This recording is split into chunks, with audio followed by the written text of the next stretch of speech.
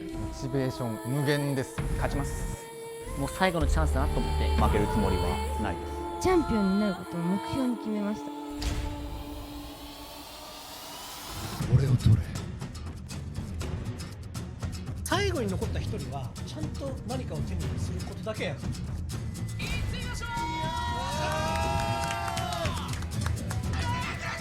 俺の弟子が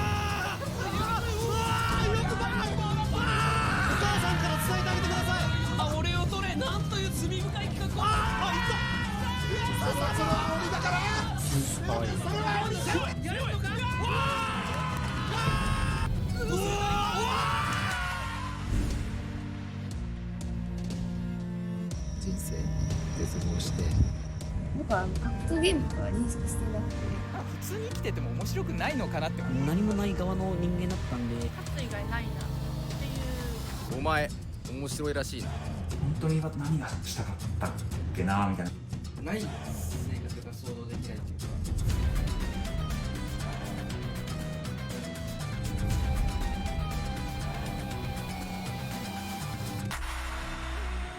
こことここの対決見たかったなっていうことってどんなことでもあると思うんですよ。だけど今回はその見たいものが見れてしまうっていうのが、一番楽しい形を満喫できるんで、すごくなんかいい、ありそうでなかった形式だなって俺は思ってますけどね。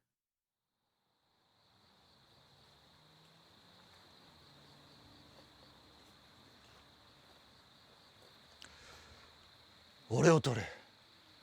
火起こしの儀。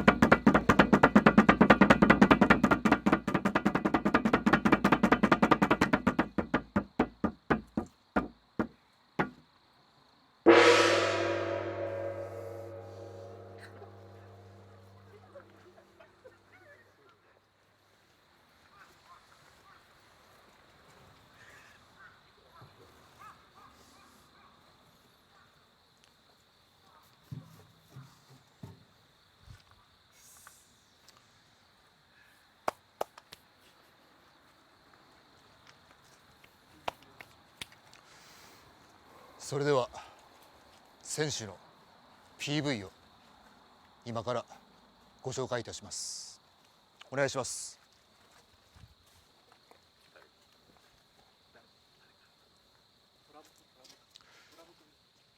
トラボクって。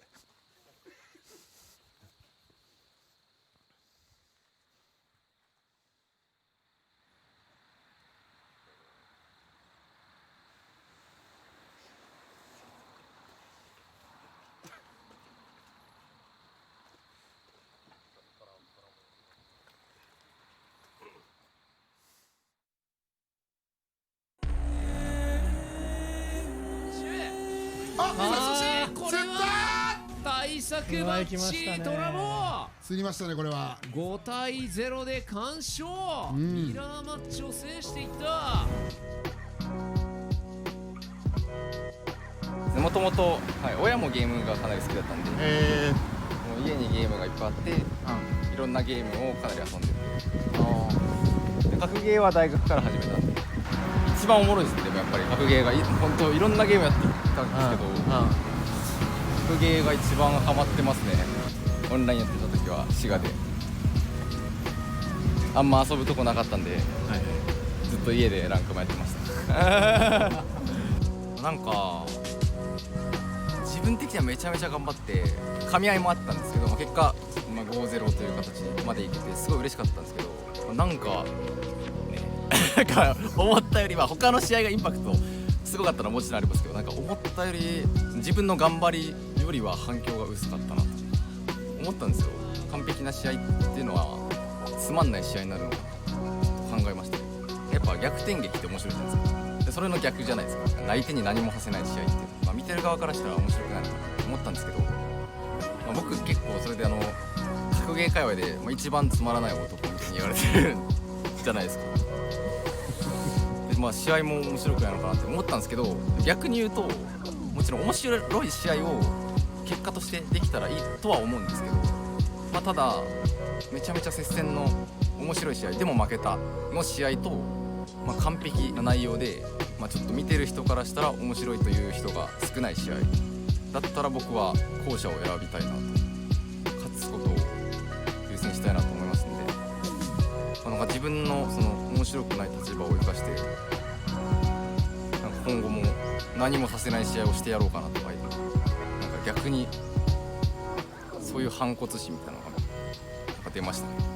それが一番の変化ですね。まずはやりたいことをやればっていうのがありますんで、夏はすごい意見を尊重してくれるんで、やりたい限りはやらせてくれると思いますね。今はどうですか実際？実際は、困窮に近いかもしれないです。生活はできてるぐらい、なんで海外大会とかは行けなかったんで、困窮は言い過ぎか生活ギリできてるぐらいなんで、もっとなんとかしたいとか思いますか？その側面はそうじゃないとこの大会に出ないとは思いますんで、やっぱりまず一番欲しいのはやっぱり渡航費とかで、なんかプロなのにそのエボンに出れないっていうのは本当悔しいんで、まずはそこが一番欲しいものです。エボに限らずですけど、いろんな海外大会、まずはそれが一番欲しいものではあります。やめようかなとかやめたいなって思ったことありますか？プロですか？ないですかね。ないですね。人生のその目標みたいなので、やっぱ一番強くなりたいっていうのがあるんで、そこをもう心が折れてそれがなくなるまでは全然諦めたくないなっていうのは思っております。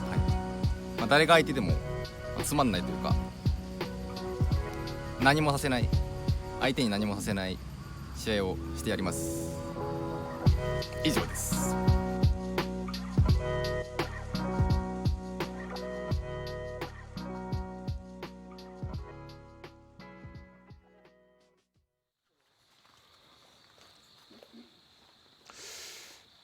それでは、トラシューボックスさん、トラボックス君、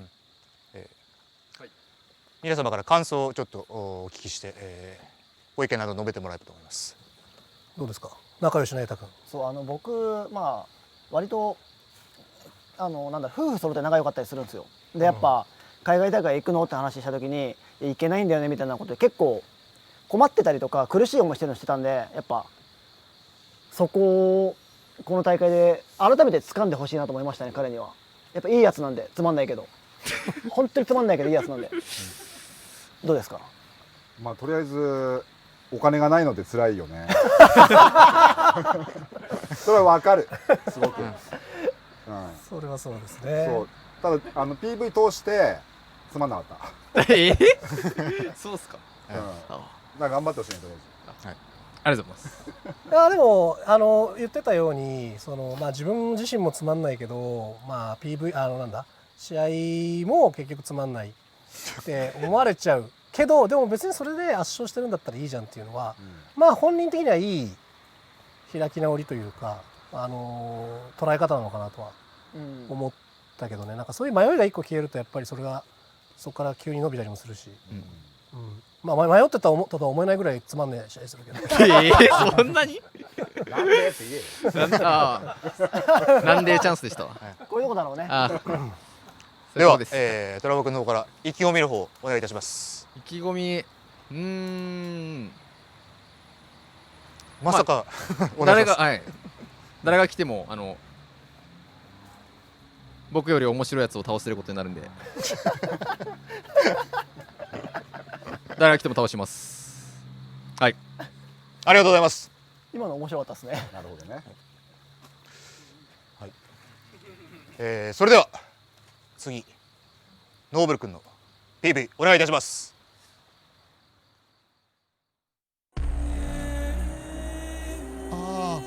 止め足、空振った。いやー、そして後ろ形。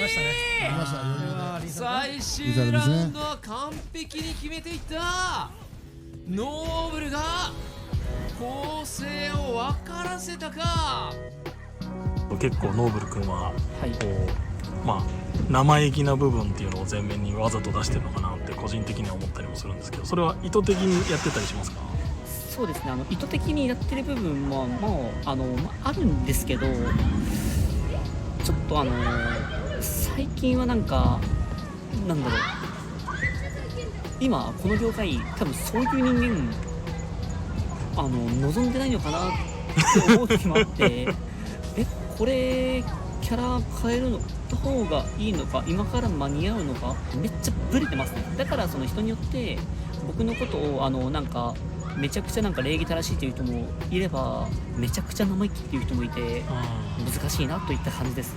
正味自分今バイトという形でフルタイムでずっと働いてるんですけど、働く前って別にお昼に起きてからゲームやったとしても全然8時間ぐらいできたりするんですよ。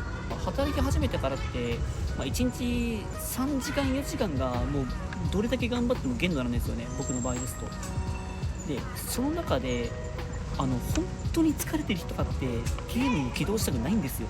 もう疲れてるからもう風呂入って寝たいっていうのもあるんですよ。ただもうとにかく PC を起動する、ゲームをつける、そしてやる。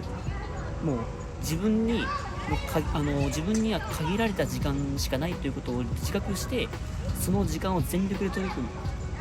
それがやっぱプレイの精度であったり考え方だったり上達する秘訣かなというふうに思っています。今23で今年24になるんですけど、このゲーム発売してあと3年経って勝ててないなら、もうそれはゲームを変えるか諦めるかのどっちかになっちゃうと思ってるので、そこですね。じゃあ約3年のタイムリミットは自分の中で持っていると。はい、もうプレイヤーとして結構完成に近いレベルまでは来てるので、そこの精度の差とかで他のプレイヤーとはまた違う部分があると思ってますし、やっぱいろんなゲームやってきたことからゲームに対しての柔軟な考え方、システムや人体などのそういった考え方の部分でやっぱり、自分がアドバンテージ取れてるなという部分は感じます。完成してると言ったんですけど、僕のレベルまで完成してるプレイヤーっていうのは、トッププレイヤーには全然いるんですよ。当たり前のことなんですけど、その中でプレイヤーの型として完成するのは当たり前で、そこからさらにずば抜けた100点じゃなくて120点130点を出せるプレイヤーが真のトッププレイヤーだと思うので、そこの僕はほぼ100点だったり100点に近い部分ばっかなんですけど、100点超えてる部分っていうのは多分ほとんどまだないので、そこからさらに完成を超えたもう完璧を目指すという感じですね。やっぱマイナスから生まれてるんで、もう常に劣等感とかそういったものを前面に醸し出しながら生きてる事故ったらどうしよう、もうやらかしたらどうしようといった不安や焦り、そういった焦燥感やなんかもう、いわゆる嫉妬といった負の気持ちが自分突き動かしているので、多分今後格闘ゲーム続けていく限りこの負のエネルギーをもう動力源として格闘ゲーム多分続いていってるので、多分そこは変わらないですね。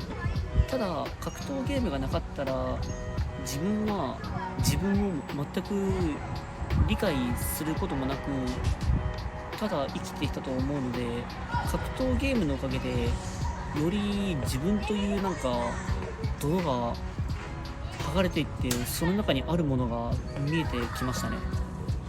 それは何ですか？それがね、何もないんですよ。何もなかったんです。何もない中で、そこでなんかこれまで生まれてきた過ごしてきた中で培われてきた人格が泥だったんですけど、特に自分って何もない側の人間だったんで、そこで格闘ゲームという発信する場を得たのが良かったなと思います。マジで僕こんな感じの弱い部分がほとんどを占めてる人間なんですけど、ただもう自分のプレーと実績には自信があるので、プレーでお見せします。応援よろしくお願いします。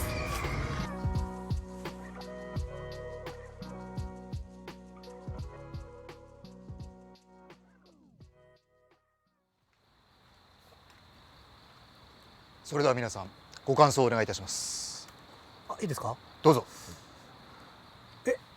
編集してこれ長くない？それ触れれる人いるんすね。いいとこつまんでこれ。びっくりした。それでいいのか。いやでもいい話してましたよだいぶ。俺はちゃんと聞いてた。いや多分ノーブル君がこの中でも本当最上位レベルでかけてると思うんだよ。この大会にみんなかけてるんだけど、彼は多分自分が一番かけてるっていうぐらい、多分自負があるぐらいかけてると思うんで、出たんでしょうね。もうなんかそれがもう自分をガッと知ってもらおうと。真面目さが伝わってきたね。でもね、仕事しながらでしょ今。はい。すごいよね。それで今あんだけの強さになってんだからね。これでもっと練習できる時間が増えたらやばそうだよね。まあ、強いしね。ちょっと自信ありますね。優勝する自信ある？ここですか？うん。それはもちろん自信あります。なんかもうちょい声払っか。でも多分マイク入ってるから多分聞こえてんじゃない？配信上は大丈夫だよ。入ってください。もうちょい近く。23、24。今年で24になります。いや未来があるな。未来すぐなくなるからね。そうですね。どっちだ？応援してんの？それともいややっつけたいの？いやもうここでもう奮い立たせないといけないから彼を。そうか。瑛太君にもあったもんね、23歳はね。そう未来は簡単になくなるよ。偶然俺も梅原大吾君が俺のことを拾ってくれてただけで済んでたから。たまたまだよな。たまたまだから。ここで拾ってもらえば全部変わるから。俺は変われた。はい。参考にさせていただきます。最後に意気込みのほど改めてよろしくお願いします。PV 今自分で見てて思ったんですけど、マジつまんなかったんで、ちょっとこれさっきのトラボさんの一言に負けた気がしたんで脱却したいです。やつを倒したいです。よろしくお願いします。やつ紫潰したいです。お、紫締め。なるほど。ありがとうございました。どっちがつまんないのか。面白濃度が増すからね、どっちが負けても。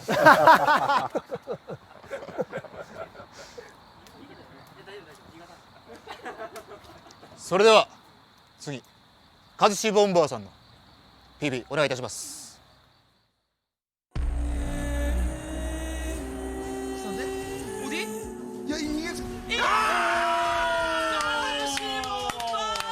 命つないだ試合を見事にケツに刺さギリギリの勝利。お見事。なかなか僕自身多くの人の前に出るのが得意じゃなくて、そういうのもあったので、なかなかこういう舞台で何か成果を出すっていう経験はあまりなかったので、今回たくさんの方に見られてっていうのはほぼ初めてかなという。まあいくつだっけ？今34です。34年間生きてきて、初めての経験なわけだね。初めてですね。はい。もともとこの企画に応募した理由が、仕事がうまくいかなかったりとか、今後の人生に絶望して、まあちょっと使えるかわかんないですけど、自分で人生を終わらせてしまおうとした時もあって、ただやっぱりその時にその企画のことも頭に浮かんで、まあ結局行けるしかないっていうのもあったんで、まあどうせ行けるなら好きなことに一応全力を出して頑張ってみようっていうのはずっと思ってこの企画に参加しようと決心したので、そういう意味では今は全力でゲームに取り組むことができて、ゲームのおかげでなんか充実して生きられてるなっていうのは感じてます。ただまあ正直ストレスもすごいんですけどまあでもそれでもそれを乗り越えたいなって思えるぐらい、まあやっぱりゲームが好きなので、後悔のないようにこの俺を取れるトーナメントに関しては全力で最後まで走り切りたいなっていうふうには思ってます。めちゃくちゃ、まあ、勝てたっていう結果もありきで、すごい今何かこう変わろうとしてるわけだね、人生がね。そうですね、オーディションの場では、プロになりたいという方向性の話をしたと思うんですけど、正直今プロになりたいかというとまだ分からなくて、ただ自分が好きなゲームを全力でやりきりたいっていうのが一番大きくて、でもしダメだったとしても、ゲームで成果が出せなかったとしても、何か自分の人生が何か変わるきっかけになればなっていうふうには思って最後までやりきりたい。1回戦が終わった後に1週間ほど体調を崩してしまったのもあって、ちょっと取り組み方を変えて今はやってて、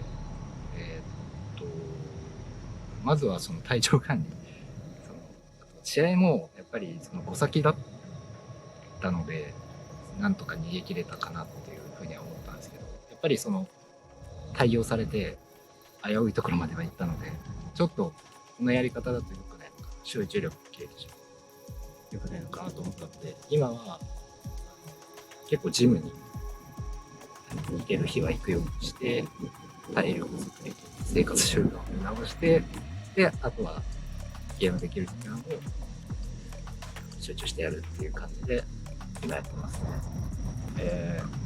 トーナメント、まだ対戦相手は分からない状態ですが、誰と当たることになっても、全力で準備して、全力で、挑みたいと思います。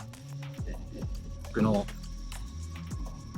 情熱や覚悟を試合を通じて、皆さんにお見せできたらなと思っているので、よかったら応援よろしくお願いします。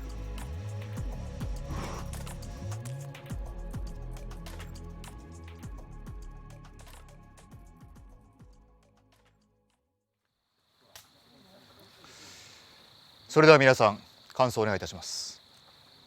いやー、なかなか重い PV でしたね。重さは1位命かけてんだ。でも和志さん、前キャミー戦すごかったじゃないですか、うん、マジですごかったっていうのと、俺最近初めて、今日別として会ったんですよ。その歌広場さんとミートさんのイベントで対戦の場があって、でそこで黙々とマスター1人しか来てなくて、もっと人いると思ったら、もうずーっと対戦してて、そのいろんな人と、すげえ真面目だなと思って、その時対戦した時もすごい優しく来て「ここってこうなんですか?」とかすごいなんか向き合ってますね、ゲームと。だから応援してます。ありがとうございます。まあインタビューとかでは出てこなかったけど、まあその日結構いろいろ話をしてもともとすごい真面目な性格だし、まあ、家系もかなり真面目な家みたいだからまあ、そういう中で育ってきて、まあ、そこでちょっと真面目すぎるがゆえにちょっと心のバランスを保てなくなったところもあったのかもしれないけど、まあ、今は逆に吹っ切れて好きなことに打ち込んでるから、まあ、俺は個人的には結構応援しているというか、まあ、勝つにしろ負けるにしろちょっと一回やりきる経験をまた積んでほしいなという感じで個人的には応援してますね。いいコメントだ。ありがとうございます。俺もいろいろ辛い経験をしてきて。お前のは全部勝てないから全部自業自得違うよ。やめてそれ。全部自業自得だし金だしな。でも俺も格闘ゲームに救われてきたところはあるから。いやそれはそうだね。共感するところありましたね。救われてもいいんすよ。だから頑張ってください。ありがとうございます。では意気込みの方もお願いいたします。今本当に格闘ゲームのおかげで生きられてるなというちょっと重いんですけどっていうのは実感してるんで、まあ正直自信があるかといったら、まあその優勝する自信があるかといったらまあ本当に強い方もたくさんいるので難しいのかなとは思っているところはあるんですけど、対戦相手が決まったらもう前回のキャミン戦の時よりも全力で挑みたいと思ってます。なので誰にも負けないつもりで頑張りたいと思います。ありがとうございます。それでは次、龍吉君の PV お願いいたします。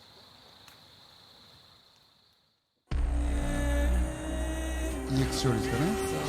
レッパーカス当たりだが昇竜お手製昇竜レッパーからの削って終了パーフェクト。素晴らしいです。お見事完勝と言っていいでしょう。龍吉健貫禄の5対0、お見事。まあ今年は実力つけるのと俺を取り優勝するのに全振りして、取り組もうって感じですね。多分1日やれて2時間でやんない日もあるみたいな感じですかね。プレイ時間は多分今はかなり減ってます。それはなんか理由があるの？夜勤でその夜7時には家出て朝9時前に帰るんですけど、で子供の保育園の送りの準備があったりとかで多分8時ぐらいになって、で寝て起きたらもう4時5時で7時前には家出るんで、それが収録なんで、その4時とか早く起きたら1時間ぐらいできるんですけど、単純にできてないって感じですかね。仕事と私生活が忙しくて。何時間ぐらい寝てんのかな？3、4時間ですかね。今はだいぶキツキツではありますけど難しい。やめるわけにもいかないんで、ちょっと両立するのが今難しいなって悩んでるところです。そのゲームをやんなければ別になんていうんだろう、生きていく分にはさ、家族もいて生活していけるけど、やっぱりそのゲームに対する思いっていうか未練っていうか、そういうのはやっぱ強いんだ。もう本当にずっとやってたんで、帰ってゲーム機の電源つけてとりあえず鳥のステージ行って服着替えてみたいな生活とかもずっとやってて、ない生活が想像できないというか、実際そのストロークがかなり面白いんで、なくなることが考えられないからやってる部分が多分一番強いですかね。どうせやるんだったらやっぱりそういう全力でその一番を目指して頑張りたいっていうのはやっぱあると思うんだよね。嫁さん子供いるわけじゃない。で週6働いてて、生活も大事な奥さん与えるとはいえ大事なその収入源なわけじゃない。そこにどうなるかわからないような世界に取り込むというのは大丈夫だ。大丈夫か大丈夫じゃないかって言えば大丈夫じゃないんでしょうけど、そういう仕事辞めたとしても、その収入作れれば、別に嫁もできるならやればって感じなんで、そんなまずいことにはなんないと思いますよね。じゃあ求めるもの、欲しいものっていうのはやっぱりプロ活動をできる環境。今でひしひし思うんですけど、やっぱその現状本当にできなくて、あまりにもできなくてこんなんじゃんみたいな。ワールドウォリアーとかも出たいけど、寝てるし俺寝ちゃって忘れてたってとかあるし、出ても出てでやっぱその日の仕事がしんどかったり、いろいろ込みできついんで、そうですね、活動できる環境が欲しいですね。結構多分苦労しながらゲームしてきてる。そうやって成果を残してる連中、俺本当にすごいなと思うんだけど、けどさ、そうじゃなく、なんとなくプロになってゲームだけやって生活してる人たちはどう？正直その生能力見えちゃわない？そのいっぱいいるじゃないですか、プロって今。上から見ても下から見てもすごい、いると思うんですけど、正直、僕がこんなことであれなんですけど、その層にいる人たちはそんな別に見てなくて、結局その一番上でずっとその首都法時代から最前線でいる人らが今も一番上にいるんですけど、結局そこの人たちしか見てないんで、その人たちに早くその肩並べるじゃないですけど、その2先3先とかでその日の勝った負けたじゃなくて、なんかもう何年も通してその首都法からストロークまでずっとその人がその最前線にいるんで、その位置が目標っていうか夢というか、エボ優勝よりそっちの方が僕はすごい価値あるなと思ってて、僕はそっちを今目指してる段階ですかね。そうですね、2回戦以降は誰と当たるかわかんないですけど、その全然やれてない中でも、できる時間使えば多分そんな負けることないだろうなっていうぐらいには実力差あると思ってるんで、誰が来ても準備してやろうと思ってるんで、僕が勝つんじゃないかなって感じですね。優勝するのは、僕だと思うんで、いただくださる方に面白い試合をお届けできるように努めますので、どうぞ応援のほどよろしくお願いいたします。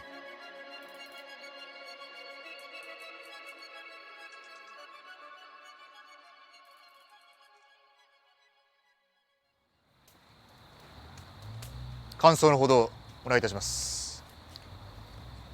いや、なんかやっぱ生活感がすごいよね。実際にここで生活してここで生活を朝起きてご飯食べて子供を送り迎えしてっていう、そのなんか生々しさがすごいよね。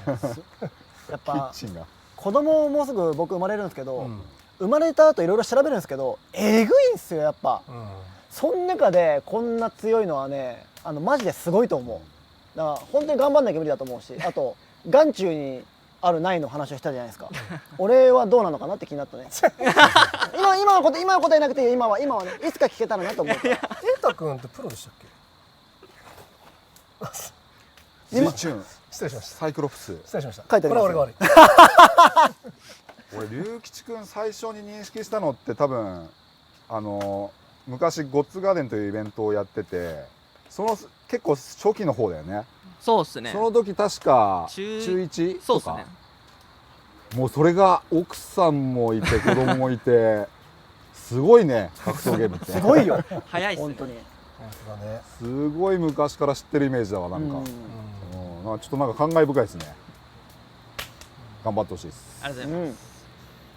それでは意気込みの方、お願いいたします。そうですね、対戦相手を今から後で決めるらしいんですけど、ち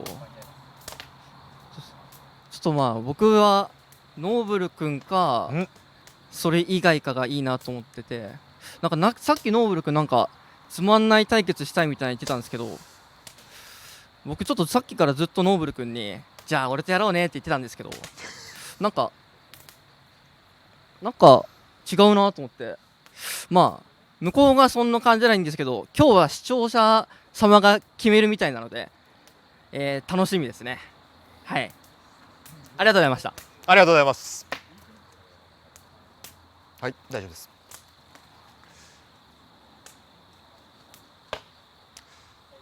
それでは次ゲドチンさんの PV お願いいたします。ここから上でなんだうわー高坂俊背負った声優界を守ったこれは 100%。 すごい。就活の時期に入った時に、なんか普通に生きてても面白くないのかなって思うようなことがちょっとあったんですよ。いろいろと。そうそういろいろと。そこで内定決定まあ関西の方のそういう声優の養成所みたいなところに行ってたんですよね。全然声優として活動し始めたのは本当に昨年あたりからになるので、本当に最初はもうあまりに素人すぎて全然でした。最近はもうちょこちょこお仕事いただけてありがたいことなんですけど、で格闘ゲーム自体を始めたのは学生時代に友達の家でストリートファイター4をプレイしたのが始まりですね。格ゲーデビューはストリートファイター4で、そこからストリートファイター4のアーケードエディションの時にプレステ3で PP5800 までやって、そうなんですよね、ゲドチンっていう名前でやってました。はい。もともとはそのお兄ちゃんとかも格闘ゲーム好きだったんですよ、僕の家族の。その時はカップ S2 が結構お兄ちゃんハマってたんでちょこちょこ遊んだりはしたんですけど、僕格闘ゲーム本当はあんまり好きじゃなかったんですよ、その時は。暴力がだったんですけど、実際その年齢を重ねて再度格闘ゲームを触るとめちゃくちゃ面白くてハマっちゃいましたね。はい。今 SE としても働いてて、声優としても動いててっていう状態なので、限られた時間の中でいかに有益な時間を作るか、その少ない時間の中でいいトレーニング相手だったりだとか、そういったものを今見つけていってるような状態です。平日とかになってくると1日 2,3 時間あたりで、オフ日ですと全然いつでもできますしっていう感じですね。長時間多分いい感じに有効に使えてるのかなっていう自覚はあります。そうですね、夜をいい方ですよね。ずっと人生容量いい方でした、いや全然そんなことないです。全然そんなことないですね。いや全然ですね、本当に。いやはっきり言ってそう見えてたんですよ。相当泥水すすって生きてきてるんで本当に言える範囲の具体的なエピソードいただけたら嬉しいなと思うんですけど。具体的なエピソードですか。これだったら言えるかなっていうのは、上京したての頃、スカウトをされたんですね。これってチャンスなのかなと思って、で皆さんも表参道とか原宿にはお気をつけください。格闘ゲームとは何か、僕の今は高坂淳を形作るなんか全てみたいな感じですかね。もともと僕はすごい緊張しいの方だったんで、ウルヨンとかの時代にすごい有名な配信者に突したりして大会とかも出て、そこでメンタルを鍛えたような人間なんで、多分ウルヨンとかやってなかったら僕は声優にはなってないはずなんですよね。だから格闘ゲームっていうのは今僕を形作る多分全てだと思います。今一番求めてるのは皆様と関わり合いたいっていうのが多分一番なんじゃないかなと思います。例えばで言うとMC とかでも使っていただければ嬉しいですし、とかそういった格闘ゲームのイベントするときに場回しとかでも使っていただいても全然できますし、そういったことでも関わりたいし、選手としても活躍できてちゃんと格闘ゲームの界隈に関わり合いたい、これが多分全てだと思います。今前評判ではおそらく僕が一番もうここで脱落するだろうっていう予想が立ってると思います。試合になると実力じゃなくて心だと思うんで、僕は心で勝ちますよ。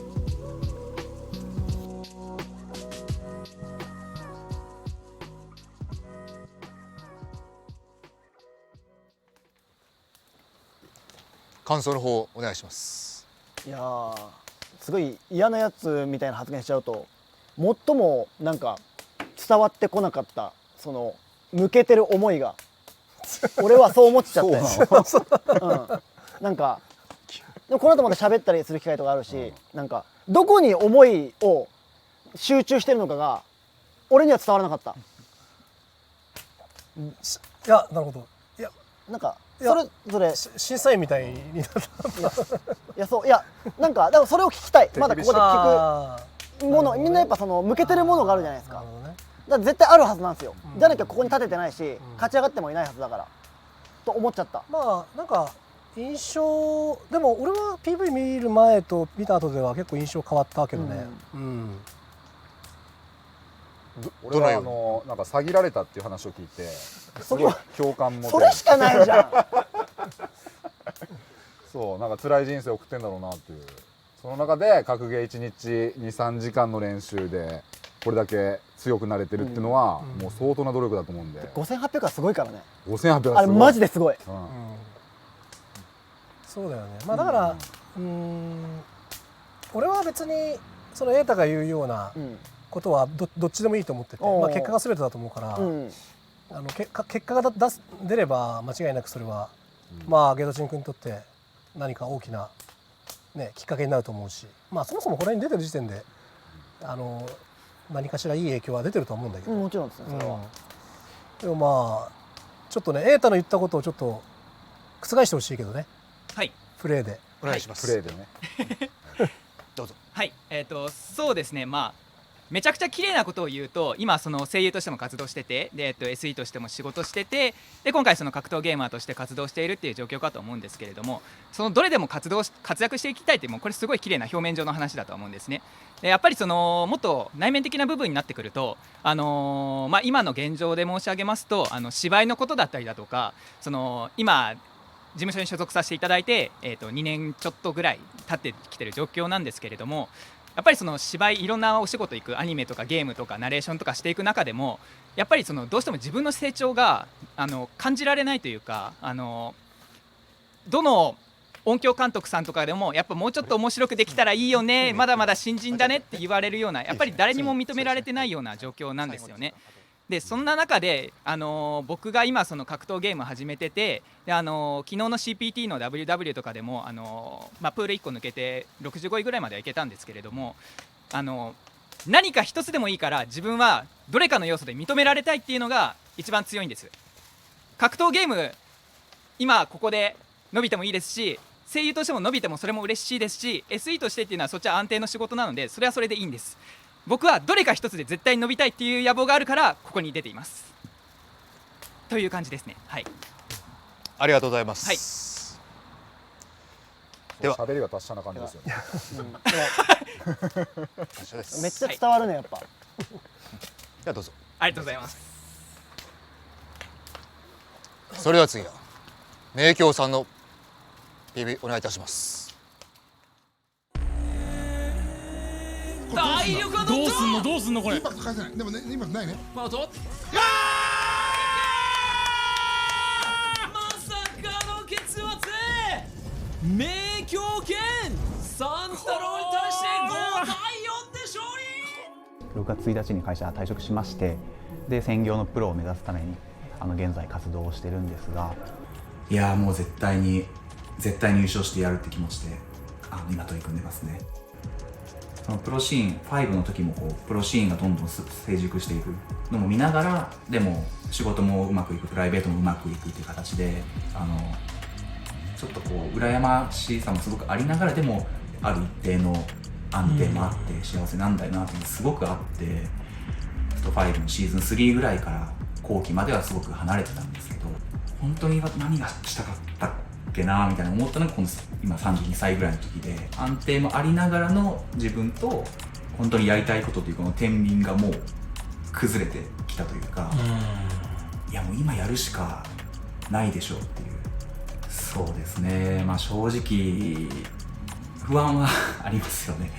私も今年33歳で、まあ会社員のキャリアでいうとここから、ね、20代のキャリアを生かしてどんどん結果も出して上がっていくっていう時期ではあるので、ある意味その会社員として続けていくんだとしても大事な時期ではありましたもんね。本当にそうですね、はい。なんですけど、それを例えばだから、結果が出なくて続けれるのは多分3年ぐらいなのかなっていう見通し、なんとなく立ててるんですけど、ここからもし3年かけてやって良くても悪くても結果が出るので、そこに対しては自分で納得できると思うんですけど、会社員としてのキャリアで考えるとやはり一旦の、ストップになってしまう可能性が高いので、そのプレッシャーはやっぱりあります。実際会社の皆さんっていうのはどういう反応でしたか？上の方たちはちょっと考え直せみたいな、せっかくこれからお前いいところにいるんだから考え直せっていうのはやはり止められたりしますね。はい。定時に上がって帰って3、4時間だけを続けてても少し厳しい形があるっていうのは、トップを目指すにはまず専業で取り組みたいんだっていうのがあって、やるなら今しかないかなっていうんで踏み切りました。格闘ゲームは本当に最高のコミュニケーションツールですね。大学で北海道札幌に行ったんですけど、そこで格闘ゲームにのめり込んで、その時に交流があった方々っていうのはゲーム関係なく交流する、本当に人生の宝物になったので、この格闘ゲームっていうものを広めて、でより多くの人に伝わるように発信していきたいなと思ってますね。笹物の敵を俺が取るっていうんで、レオ君は組織になっている。笹物プロとは秋葉原の e スポーツスクエアでも一緒に設営をしたりとかして、少し絡みがあったので、じゃあ誰が敵を取るんだっていうところで考えると、ちょっと僕行きたいなっていうのが一つあります。ちょっと絡みで言うと、大学対抗戦第1回大会、僕早稲田を下して3-4優勝してるんですね、スーパースイートファイター4で、ノーブル選手とトラボ選手もそれぞれ違うタイトルではありますけど優勝してるので、当時そういう大学生で優勝したメンバーっていうのが今この場で俺を取れでも参加していて、じゃあ今誰が一番強いんだっていうのを決める上でも、ちょっとノーブル選手、トラボ選手っていうのはやりたいな。いつも応援していただいてるファンの方々、本当にありがとうございます。励みになってます。今後私名京はますます羽ばたいていきますので、皆様ぜひ一緒に戦って熱狂して興奮して一緒にこのトーナメント優勝を分かち合えたらなと思ってます。応援よろしくお願いします。絶対勝ちます。よろしくお願いします。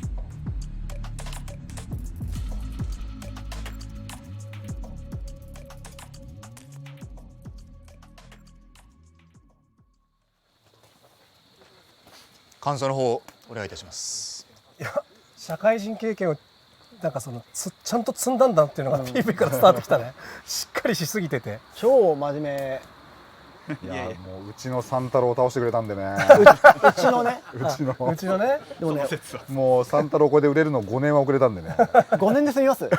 7年かもしれない。僕名京さん割と推しメンなのがあって、この企画とかある前とかソシックス発売する前に俺 LINE 来たんですよ。1回しか会ったことなかったんですけど、お久しぶりですって仕事辞めてプロを目指そうと思いますって、今後何かいろいろあると思うけどよろしくお願いしますって、対戦場所とかもあったらぜひ教えてくださいって、もうかけてるんだなって、しかも発表とかもせずに個人的に知り合いとかに行って頑張りますって言って、なかなかの気合いじゃないですか、実力で見せようっていう。で偶然この機会があったから俺を取れ出てきてるんですけど、だ捨てたものがすごいなっていう、言ったらあんな立場捨ててきてるからさすがに押しちゃうよねって個人的になってるんですよね。なんか俺なんかはもう結構適当に生きてきた結果プロ挑戦しますかっていう状況だったからまああれだったけど、結構覚悟いりそうだなっていう。まあでもその覚悟の度合いによってやっぱり取り組みのね、質だったりとか熱量っていうのはそのまま反映されると思うから、まあ、そう考えるとまあ悪いことばっかじゃないのかなという気がするよね。リスク背負ってやめた分中途半端なところでやめないだろうからね。では池上の方お願いいたします。そうですね、1回戦終わってから1ヶ月以上時間あったんですけど、もう残ってるキャラがケン・ルーク・マリーザということで、ずっとそこからもう皆さんにお願いして対策積んできてるんで、もし仮に今この場でやってくださいって言われても勝てるように仕上げてきました。なので誰が来ても勝ちます。頑張ります。よろしくお願いします。ありがとうございます。それでは次、にゃんぴさんの PV お願いいたします。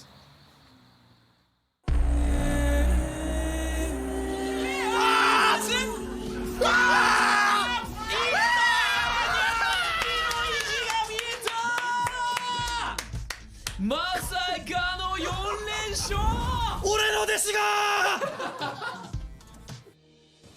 私の両親がすごく喜んでくれたり、いつも両親がよく見てくれてるんですけど、今回は両親だけではなくて、祖父母だったりとかおばだったり親戚の方がいろいろたくさんの方が喜んでくれたので、すごく嬉しかったです。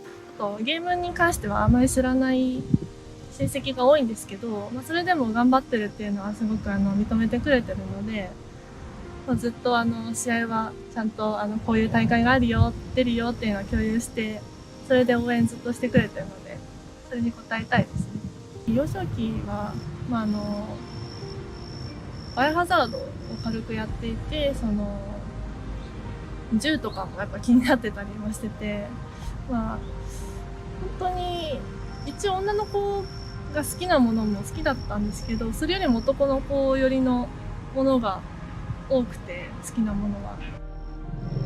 格闘ゲームを始めたのが高校2年生の頃で、最初はやっぱ男性が多いっていうので、ちょっと怖いイメージはちょっとだけ持ってたんですけど、そのオフラインだったりとか、プレイヤーの方とちょっとお話ししたりとか、対戦だったりとかすることで、そういった怖い感情は結構なくなっていったので、同じ女性がやっぱ表立ってはあまりいなかったので、その当時は。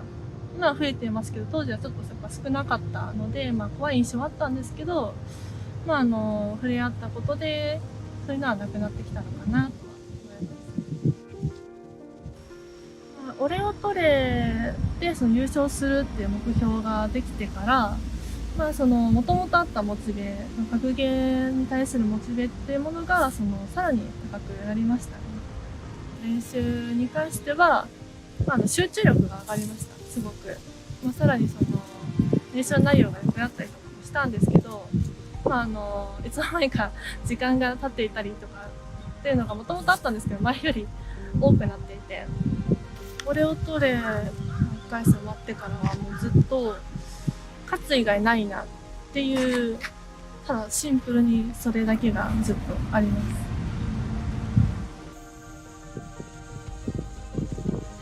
俺を取れ、私より強い方がたくさんいるんですけれども、一生懸命頑張りたいと思います。応援よろしくお願いします。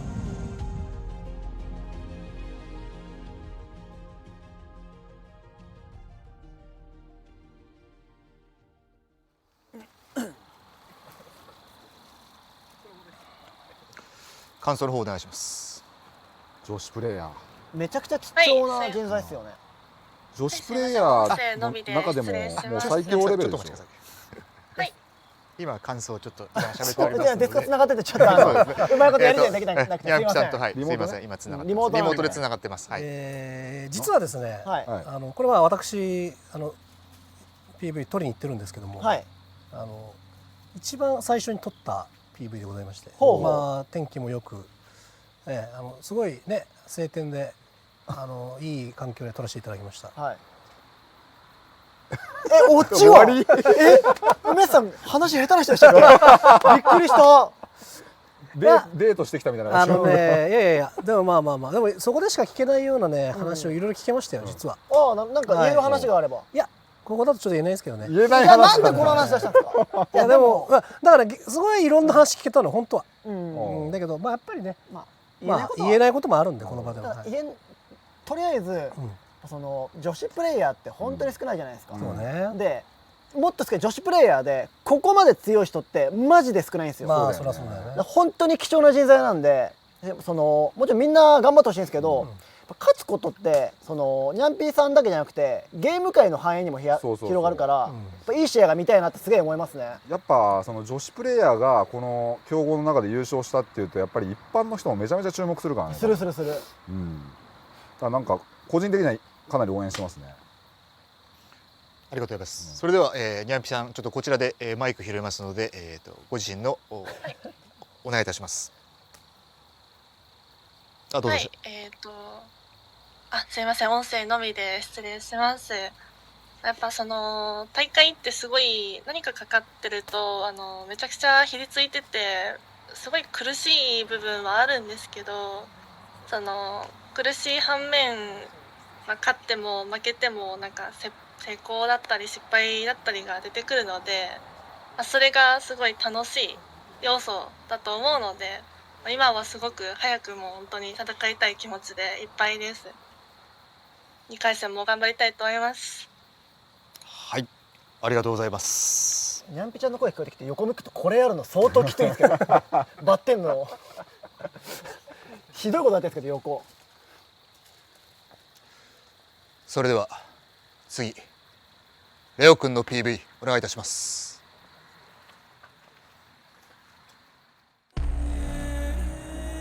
さあ俺を取れ、なんという罪深い企画を。いったマジか。ノックルからのバリカンブラスト。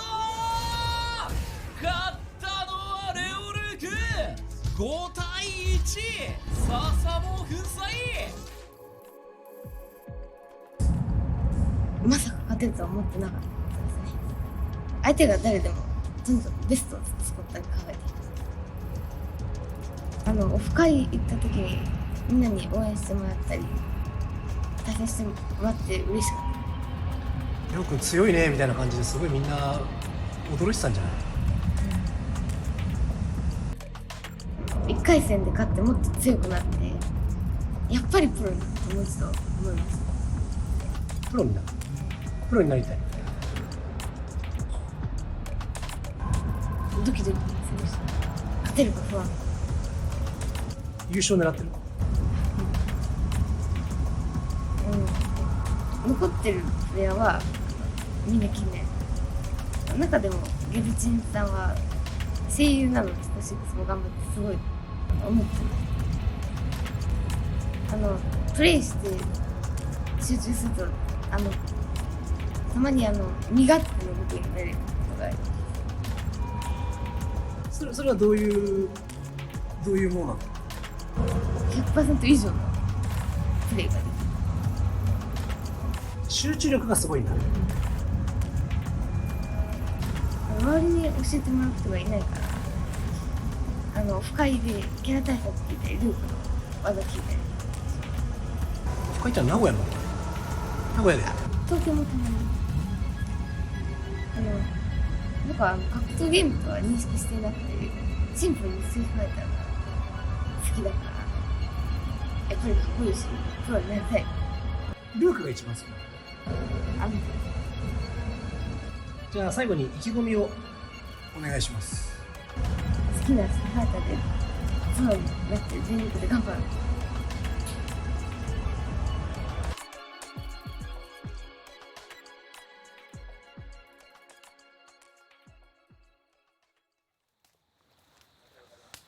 感想をお願いします。すごいじゃん。可愛いね。普通に小学生じゃん。いい子なんだなってすごい思った。なんで格ゲー強いの？いい子だから。これ多方面に怒られるかもしれないけど、レオ君からは得た感じるんですよ。プレースタイル。そう。でも同じ星の下に生まれた感じがするんで、やっぱ気持ちいいプレーしますね彼は。なるほどね。どう思います？いやまあ激しいタイプだよね。激しいタイプ。師匠を求めてるならね、なんか言ってもらえれば。昇竜とかの出し方から教えるから1から。でもコマンドとかも早いよね。早い。めちゃくちゃ早い。11歳ってだってもう昇竜拳とか出せなかったよ。俺11歳ぐらいの時に初めて卒業やったからね。あ、そうなんですか。それが今の格ゲーのトッププレイヤーと渡り合ってるってどういうことなの？もう我々の笹もが知りましたから。ひどい。本当にすごいよな。まあてか強くなきゃ倒せないからね。本当に強いんだと思う。もちろんそう。なるほど。そしてレオ君はインタビュー、いやでも実際レオ君と誰が戦うのかっていうのはやっぱりちょっと気になるところだ、ね、いやみんなちょっとね怖いと思う、不気味だと思う。ここがやっぱメインイベント感ありますよね。次の獲物だって次負けた人は11歳に負けたってことですよね。またそう笹もに続いて、そう、まあ途中で12歳とかになってるかもしれない。誕生日知らないもんね我々。次の獲物が誰か。なるほどね。はい。というわけでインタビューは全員終わったわけですが、この後の流れの方をちょっと、あ、じゃあやっていいですか。ああ、ごめんなさい。ちょっとここで一旦ごめんなさい。告知急遽お願いします。ありがたいお言葉です。急遽すぐやります。今日が Amazon プライム感謝祭最終日。イエーイ。最終日。ハイパー X の人気商品を最大 34% オフの価格でゲットできるチャンス。 34%、 3分の1以上も。今年発売された人気商品もお得に購入できちゃうからお見逃しなく。買うっきゃないね。はいはいはい。いやだってこれ読むってこと？読んでください。リンクを読むってこと？リンクは読めない。リンクは読めないでしょ。URL は読めない。あ、チャットボットやツイッターにリンクがあるのでそちらから見てみてくださいね。お願いしなるほます。ど、コメント欄とかにリンクが出てるんで、そちらから見てみてくださいね。お願いします。今日までだよ。急げ。急げ。はいはい。それでは、あ、いいですか。対戦組み合わせの儀に入ります。来ましたね、ついにこの時は。では梅原さんの方からルールを説明いただいて。はい。ちょっとね複雑に聞こえるかもしれないですけど簡単なんでよく聞いてください。はい。まず最初に1人選びます。その1人というのはこの人の試合が今一番気になってる。組み合わせは違うよ、とにかくこの人軸に考えたいっていう1人を今からコメントに聞きます。でそのコメントで一番4つか4つだよね。その中で4つぐらい、まあ、多そうなコメントを選んで、ツイッチのアンケート機能で比べます。で1位になった人がいたらその人と誰との対決が見たいかっていうことをまた同じ形式でやります。なるほど。はい、で4人選んでこの人とこの4人のどれがいいですかっていうので順々に決めていきます。はい。じゃあ一番注目の人コメントで打ってください。決まってるレベルで来てるけどね。そうですね。もうレオコールが鳴りやまない。レオくんが多いかな。これはまあレオは多いですね。レオは書いてください。すごい。レオは書いてください。でレオはもう打たないでください。はい。レオは書いてレオは打たないでください。最初の明鏡さんが多かった結構。龍吉も多いかな。龍吉、明鏡、ノーブ、明鏡、いや、龍吉。そんなこともないか。明鏡。明鏡ノーブル。見てない。むずい。いやこれ結構ノーブル多いかな。ただ同じ我々が分かんないけど同じ人が書いてる可能性もあるから。まあね、ノーブル。ノーブルがちょっと目立つかな。そうだね、ノーブル多いかな。今トラボがいっぱい流れた。トラボマニアが。まあでもノーブルですかね。でノーブルじゃあもう書かないでください。はい。ノーブル書かないでください。でまあ龍吉も多いかな。明鏡はもう書かなくていい。龍吉。これ3人かな。レオ、龍吉、ノーブル。あと1人。龍吉、ノーブル、レオ書かないで。あ、トラボラッシュ。トラボがちょっと減ってきた。トラボとニャンピーの2択か。いやでもトラボじゃないかさすがに。明鏡も出てるな。明鏡さんは最初の結構多かった。まだないか。トラボ明鏡でいいか。どっちだ。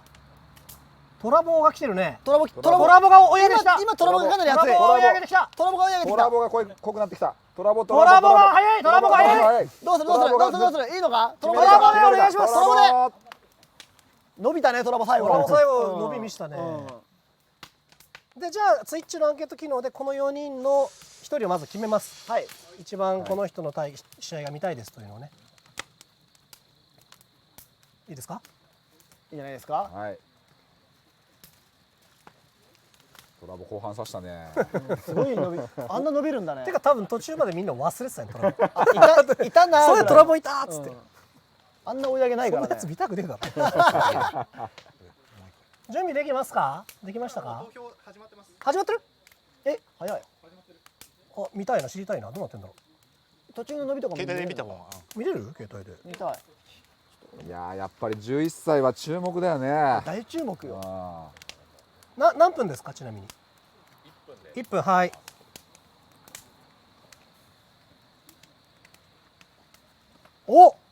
俺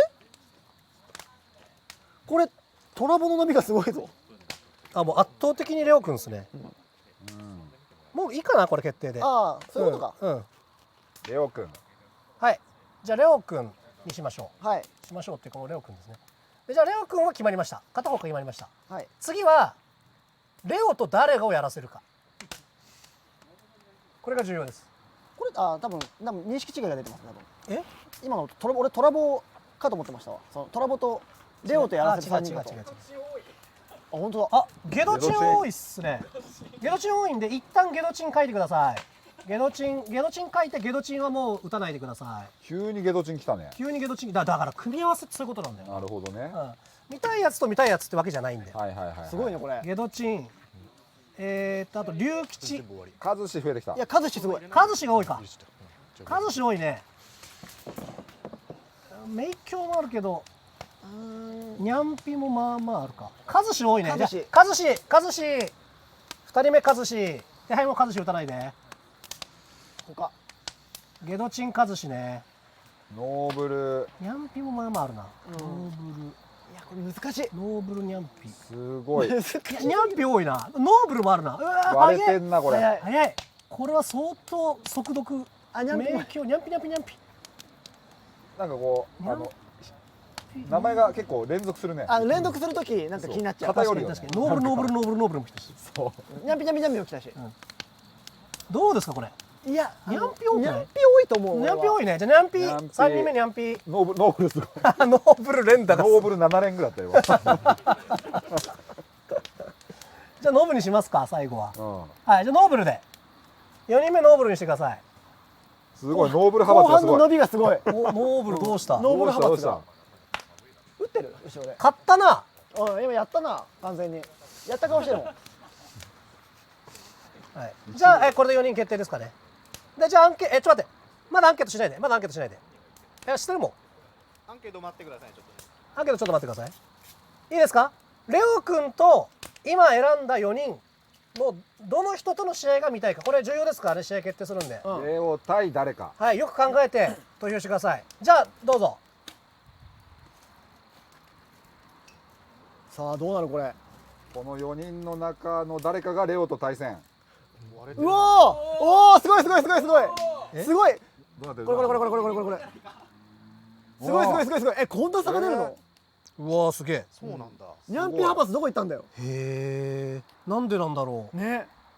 これはマジで俺らには分かんないね理由がね。やっぱレオ君が求めてたからじゃないですか。対戦したい。求めてた気になってる選手に。声優やっててすごいなみたいな。決定でよろしいでしょうか。これも覆んないですね。もう600以上差ありますね。ゲドチンかな。これは決まりですかね。そうですね。覆んないよね。覆んなそうっすね。そうっすね。じゃあゲドチンでいいかな。はい。ゲドチンで。じゃあはい1つ目の組み合わせ決まりました。レオゲドチンです。いやー嬉しいです僕は。嬉しい。はい。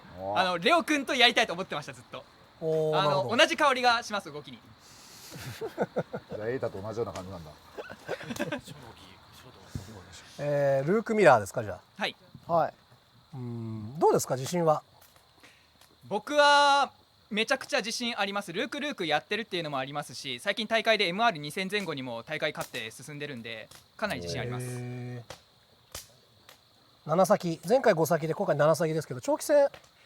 僕の進化が出るのが長期戦の読み合いになってくるんで、そこの読み合いでかなり差をつけていきたいなと思います。三太郎倒してんだよだって。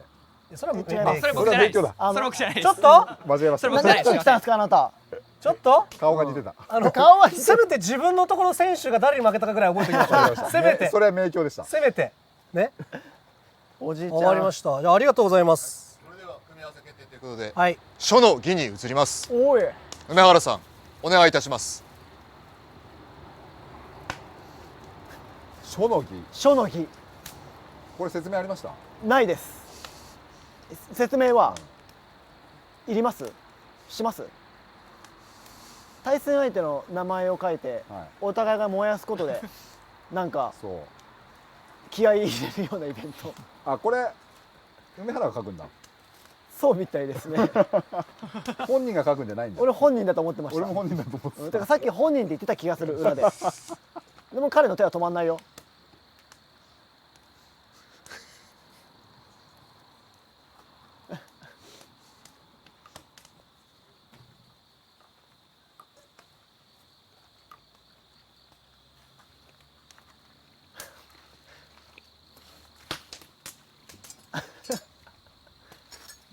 あれ意外とうまい。うん。あなたにはレオの紙を渡します。はい。あなたにはゲドチンの紙を。裏です。裏です。それではおのおのの対戦相手の名を火にくべてください。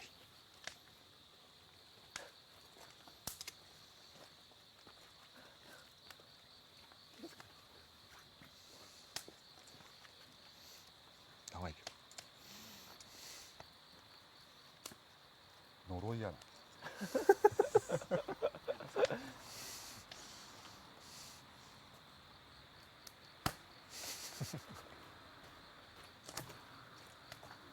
ありがとうございます。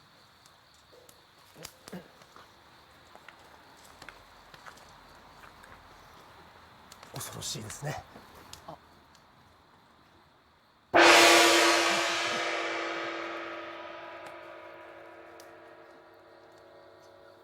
次の対戦相手を決めていただきます。なんで叩いたんだろう。叩けって言われた。なんでだろでは、はい。どうしますか。さっきの3人にプラス1しますか。多分同じことですもんね。お任せします。ゲドチンは入ってなかったから、さっきがノーブル、龍吉、トラボ、龍吉。あ、じゃあもう一人。あと1人を決める感じにしますか。じゃあ、はい。プラス1で。じゃあノーブル、あ、じゃあごめん、違う。ノーブル、トラボ、龍吉以以外で1人決めます。書いて。にゃんぴにゃんぴにゃんぴにゃんぴ。名鏡超多いな。あ、でも名鏡名鏡。ここから伸びが変わるから。名鏡にゃんぴの2択だなこれ多分。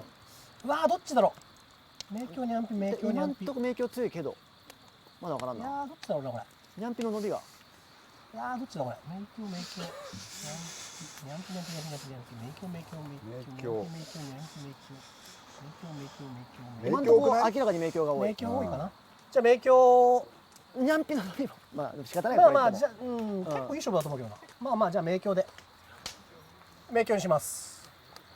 じゃあはい名鏡を足してアンケートはいお願いします。誰の試合が見たいか。さあもう始まってます。さあ今のところノーブル優勢だから一気に変わりそう。トラボとノーブルが争ってる。トラボが伸びてるぞ。トラボが来てるぞ。トラボ売れたか。トラボが伸びてるぞ。トラボ売れたのかお前。トラボ。トラボの組み合わせで見たいものがあるのか。本当か。とりあえず入れてるだけじゃないだろうな。まだいやほぼほぼ決まりレベルまでトラボ売れかけ。倍差がつき始めてる。いやこれトラボっぽいね。これはトラボっぽいっすね。すごいね。トラボだね多分ね。OK です。じゃあトラボでいきましょう。トラボをじゃあ軸に決めます。誰なんだろう。トラボとの対決が見たい人をコメントで打ってください。お願いします。これはなんとなく予想つくな。ノーブルが多いな。名鏡も多いね。ノーブルかな。ノーブル多いね。ノーブルじゃあノーブルが1人じゃあノーブルなしで今から。ノーブルなしでノーブル書くのやめて。ラグがあるからね。ノーブル書くのやめてくださいね。こっからにゃんにゃんぴ多いな。にゃんぴ。龍龍吉多いかな。にゃんにゃん龍吉いやなにゃんぴ多いね。にゃんぴ龍吉かな。にゃんぴ龍吉。にゃんぴと龍吉足してください。でじゃあにゃんぴと龍吉書かないでラス1。龍吉多いね。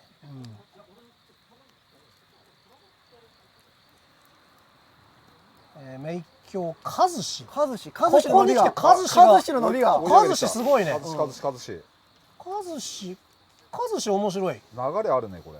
和志面白いね。じゃあ和志にしますか。はい。ここは和志でいいよね。こんだけ置いてない。いいと思う。じゃあ4人決まりました。ノーブル、和志、にゃんぴ、名教か。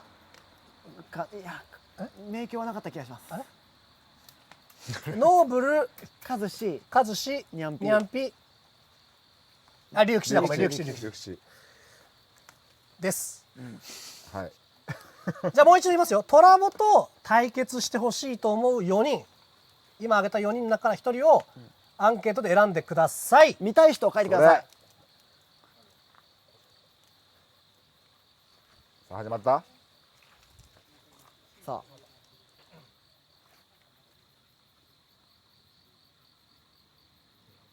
うわー、ノーブルが多いね。多いねこれは。まあなんか流れ的にノーブルかなと思いますよ。まあすごい、もうこれは差がすごい。なんで見たいんだろう。わかんないな。そうなんかやっぱ考え方が違うんでしょうね。視聴者の視点ってあるね。全くわかんないね。俺もなんか引きつけるものがトラボノーブルなんだ。まあ因縁も一応あるしね。つまんないもん同士でっていう。分かってんじゃん。いやそれしかないね。とっかかりが。つまんない対決見たくなくないっていう。決定でしょこれはもう差がすごい。これはノーブルで。はい。ありがとうございます。それでは書の儀に移ってください。さあピンってなってる。書の儀が始まります。いいねこの炎。あとこの虫の音ね。この火のためにここが選ばれたから。すごく遠かったし雨も降ってたし。すごい遠かった。帰りも遠いよ。寝るかもみんな。車で3時間かかったからね。そうでもいいとこだね。ワクワクしたよね。来た時。来ました。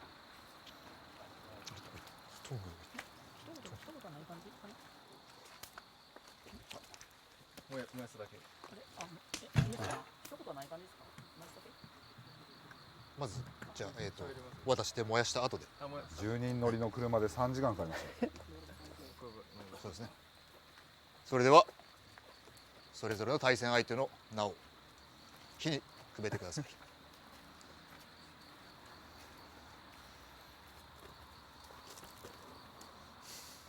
気をつけてね。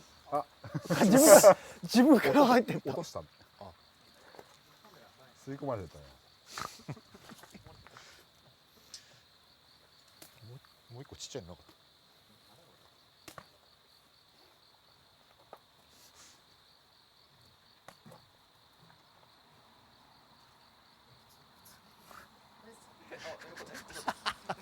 た。なんかあった。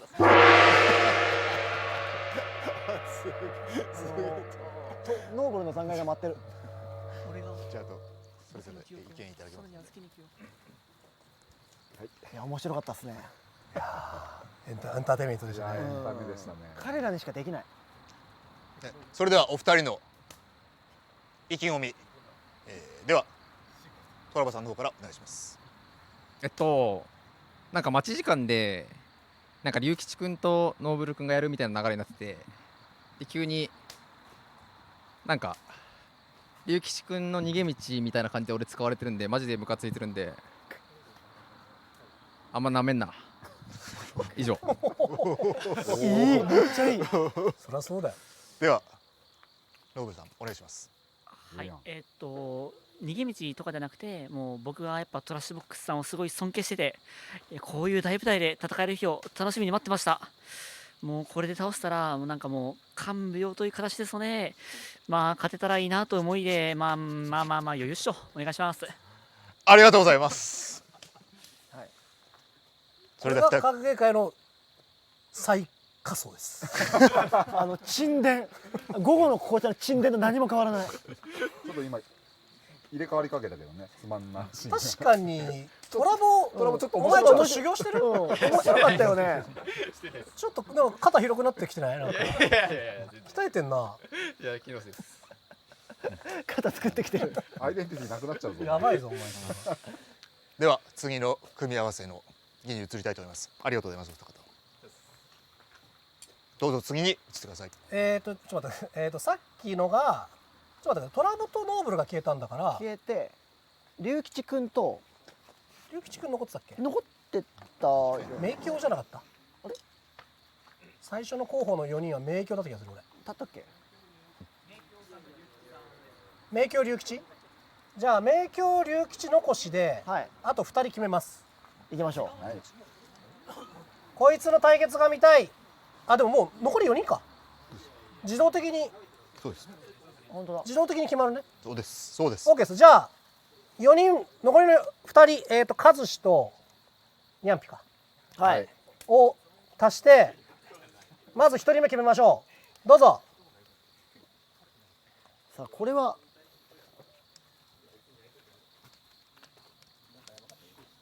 おお。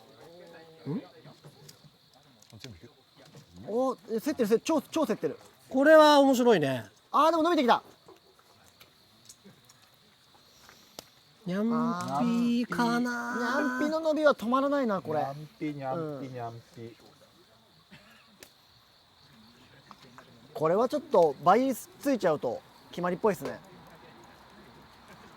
そうだね。ニャンピっすかね。ですね。ニャンピ。ニャンピでいいか。じゃあニャンピですかね。はい。はい、じゃあニャンピ軸で。次はじゃあ3枠ですね。はい。ニャンピとの対決、こいつのが見たい。3人、龍吉、明鏡。もうちょっとしかいないんだよ。頑張って。もう一人。頑張って。頑張って。コメント見たらね。あいつ。うん。剣使いの。和志。しゃナイス。出た出た。出るのってすごいから本当に。剣使いっていう補助がねすごく良かったです。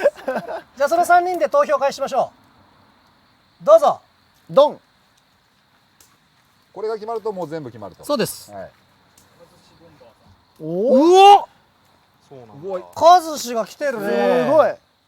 カズボン。これ要は決まったら自動的に決まるもんね。そうです。最後も。龍吉明鏡かってなると。まあ見たいけどさ、ここで使う。潰し合う。このカードここで使うんだ。なるほどな。まさかな。君たちグルメだね。いやでも見たいんだろうねみんな。まあそういうことだよな。まあ僕は勝つしでいいでしょ。うん確定。1000円は入ってるもん。それでは書の儀に移ってください。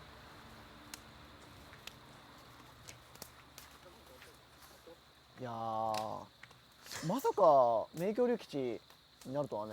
ね。ここでどちらかが消えるんですね。でもね、剣は同キャラ当たってしまうよ。どっかで。今って全部で3キャラしかいないんだ。3キャラしかいない。分かれた方。はいはい。分かれた方ですこれ。まあ剣は当たるよな。うん。美味しいもの我慢できないからリスナー、梅ちゃんのリスナーは。明鏡さんもし負けちゃったら三太郎さんどうなるんだろう。三太郎さんはもうどうもならないよ。何を言ってるんだい。どうぞ明鏡さんが優勝してくれればまだどうもならない。ならない。この話はこの物語はここでおしまいなんだ。貴様にはこれをやろう。ブラックラムーンで聞いたんです。そうはならなかったんだよ。そう綺麗だわそうっつって。こっちこっちこっちこっちこっちこっちこっちはい。それでは、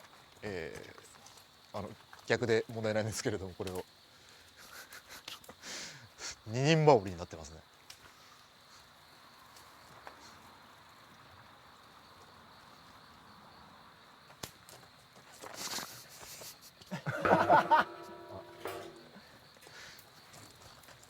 ありがとうございます。じゃあトングを失礼します。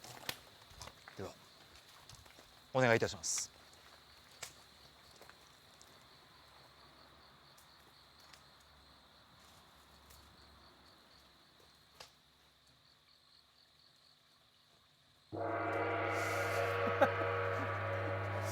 だいぶ加減してるね。でもどうしても大きい音になっちゃうね。夜だからね。うんまあまあ。そうですね。じゃあちょっとにゃんぴさんは下がっていただいて。では、まあにゃんぴさんはちょっとあれですので都合によりカジさんの方から。まあそうですね。さっきコメントちらっと見てたら光と闇対決って書かれてたんですけど確かにそれはそう確かに光と闇かそういう意味ではコンセプトあるななんですけど、まあ闇側か光側かどっちか分かんないですけど、まあ、僕は光を求めてこの戦いに挑んでるのできっちり勝ってしっかりと光を見たいと思います。ありがとうございます。それでは、お二人ありがとうございました。和樹さん一番似合ってるよねあの服。黒魔術してそうな格好としてマジでなんか怪しい宗教のミサみたいになってるんだよなんか似合うよな。なんなんだこの服装。それでは必然的に決まりました、はい、残りの組み合わせの書の儀の方をお願いいたします。さあ龍吉明鏡でもねこれすごいのが、明鏡くんずっと県対策やってて理由が龍吉くんを倒さなかったら優勝できないからっつって次が誰に当たろうが俺は龍吉をやるってずっと配信とかでも言いながらやってるんですよ。運命やん。そうだから彼を倒さなかったら優勝できないってやってんのはすげえよ。すげえな、前すげえちゃんと前見てんだよねあの人で実際当たっちゃったからね。長期戦強そうだしな。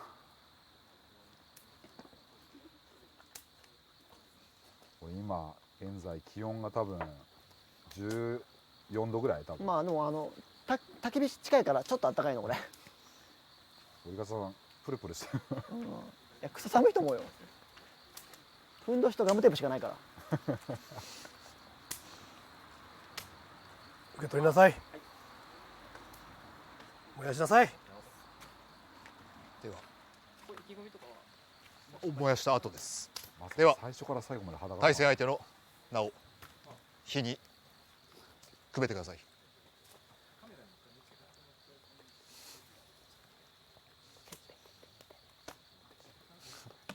いや、ゆきちくん逆ですね。いや、裏面ですね。はい。ではどうぞ。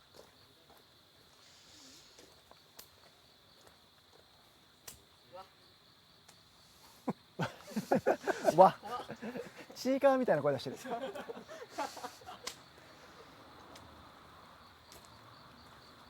じゃあマイクの方に。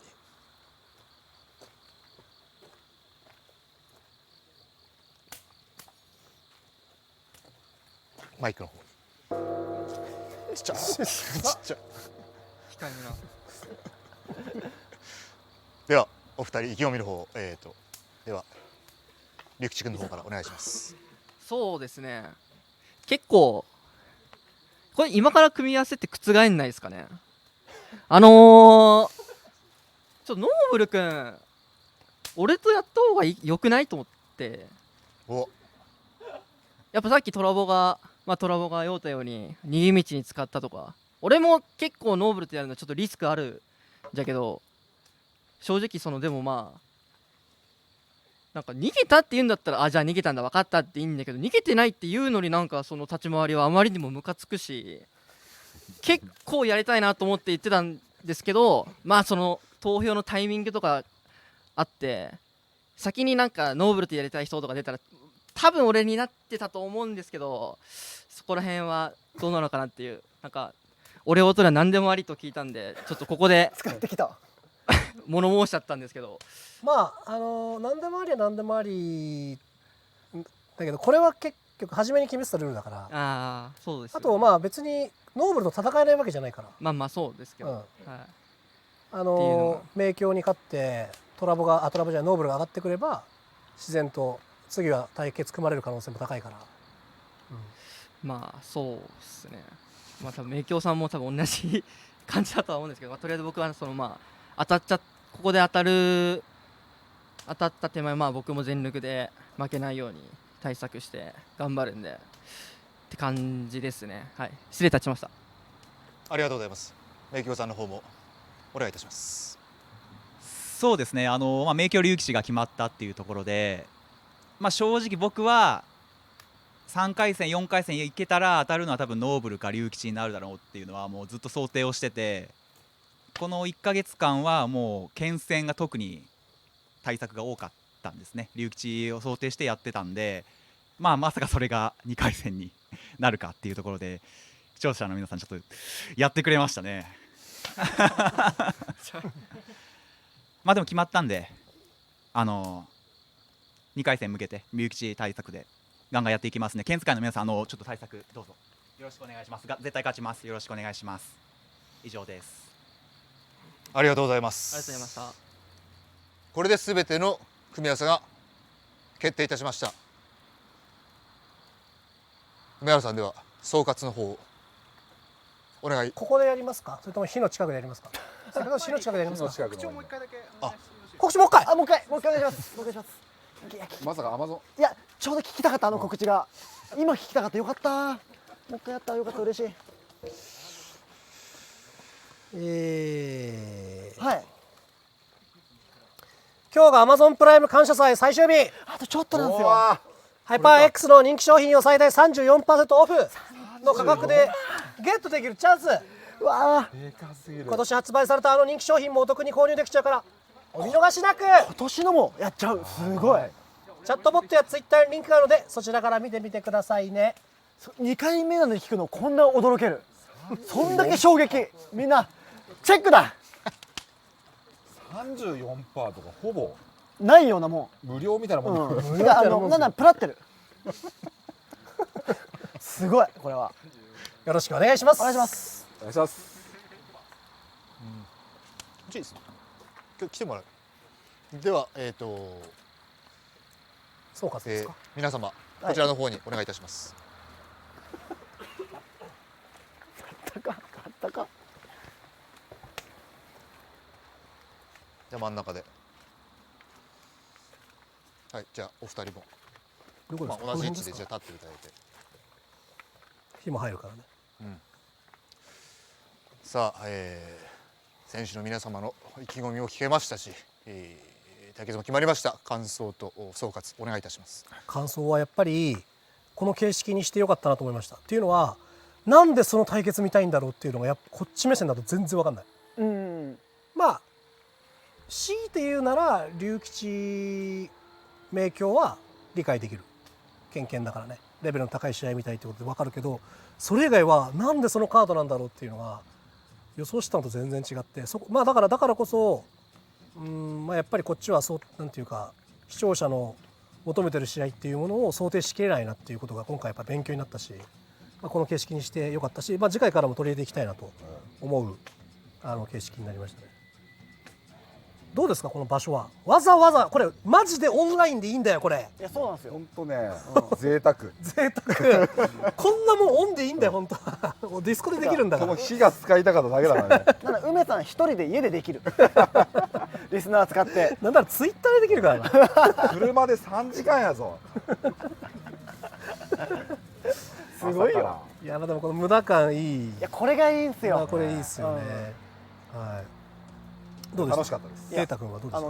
思ったのがこれやることによって生まれた因果がおもれえなってのはすごい思って、例えばまず一番がノーブルトラボ。多分トラボあれ本気なんですよ。俺も思った。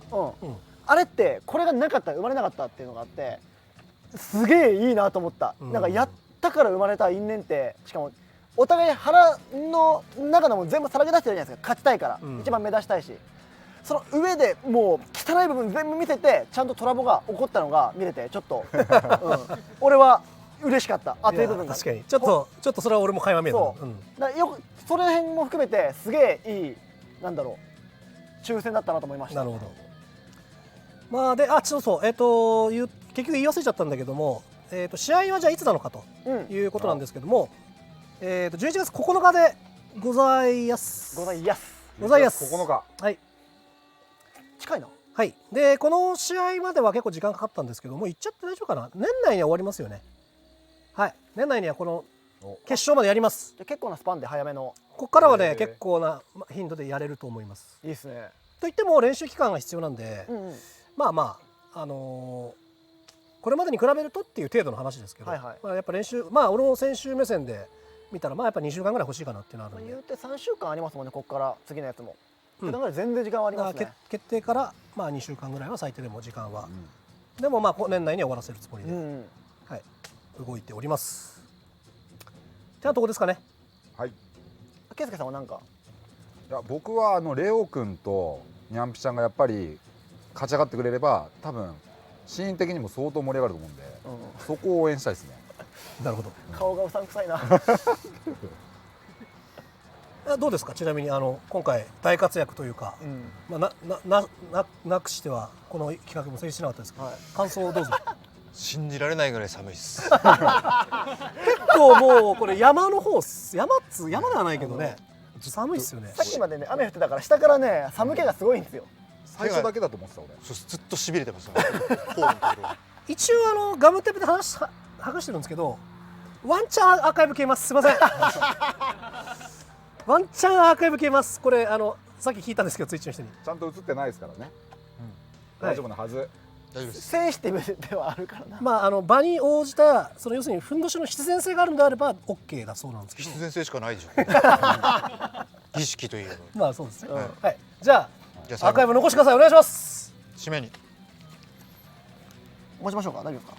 大丈夫です。これにて結構なるよ。ではどうぞ締めの言葉を。